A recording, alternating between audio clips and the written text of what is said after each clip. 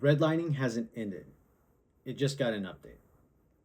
100 years ago, the US government drew boundaries around neighborhoods and different places in our communities. This is called redlining. They literally took red ink on maps. The consequences of redlining, though, have echoed throughout history, and we're still facing the consequences of these types of practices today. According to the most recent report from the Federal Reserve's Survey of Consumer Finances 2022, white families have a median net worth of roughly $285,000, black families $45,000, and Hispanic families $62,000. With that in mind, let's look at the technology of today and how it applies with advertisements, AI, and what you're getting on your feed. 5 years ago, researchers at Northeastern University audited Facebook's algorithm for advertising. They ran a housing ad, one for, both of them completely neutral, one of them for a rental property and one for a house for sale. What ended up happening, and as I think you can imagine, yes, the algorithm essentially hijacked the all neutral and that it was targeted for everybody. Ended up being where the for sale house went to 75% of people that were white, and then the minority were getting the rental. So this was 5 years ago. This wasn't whenever the big AI boom occurred. So let's look at that. You can imagine it probably got worse, right? But at the same time, AI doesn't know your race. That doesn't matter. But it does use what the legal scholars Anya Prince and Daniel Schwarcz call proxies. Proxies are like our digital shadow. It's what we leave behind by what we do. Some people call it cookies, but I like to call it our digital footprint. Think of it as your IP address. Think of it as your search history. Think of it as even your battery life. They use all of this information and they put it into these bins and they categorize us that way. Think of it as people who are doing this, do that. People who have this much battery life, put them in there. Whenever we put this in a marketing situation, whenever we're using that lens at looking at things, say for marketing, right? These bins are going to correlate with race because that's how we've already established earlier about how redlining has affected us. So what ends up happening is that the AI goes, oh, this person has an older phone and it's low battery. So what ends up happening is that it bins us on our economic signals. It says this person has an older phone and they have a lower battery percentage right now. So we're not going to show them the house ad.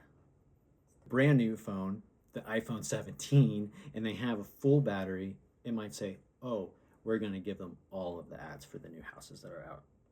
And it's only doing this because it's what's natural. It's only doing this because that's what is the most effective for what it deems through its algorithms based entirely upon those bins. So how do we get this into being the redlining of the digital space?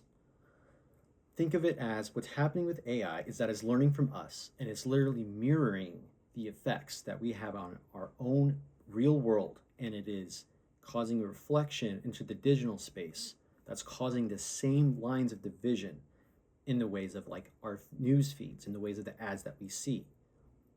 In 2024, a report from the Journal of the American Medical Association, they were arguing that digital redlining is now a structural detriment to health, meaning that people aren't getting the right information, are being completely left out. So you can think of redlining in the real world that legally ended in '68 as being something where people were shutting the door on people because of their race. But now, because of race, which it correlates with our economic status, what's happening is people aren't even getting shown the door, just completely omitted. Think about not knowing what you don't know versus knowing what you know. I imagine that in the near future, as AI becomes more sophisticated and has more applications, it's going to continue to replace processes that are regulated and that are regimented. I think of, and I'm not an authoritative, like I'm not an expert on this, but I'm thinking about underwriting. You know how lenders figure out things. Well, let's just say if an AI does it and it does the same bin thing, then what if it literally actually engages in redlining based upon its algorithm by the data that we feed it?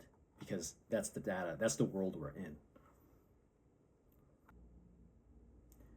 So if AI is making deductions based upon our economic status and it's manifesting as racial boundaries, and we are essentially getting secluded into our own little hubs, our own little bubbles, where we're not getting information or we're being incubated to only know a certain thing, what are we going to do about it?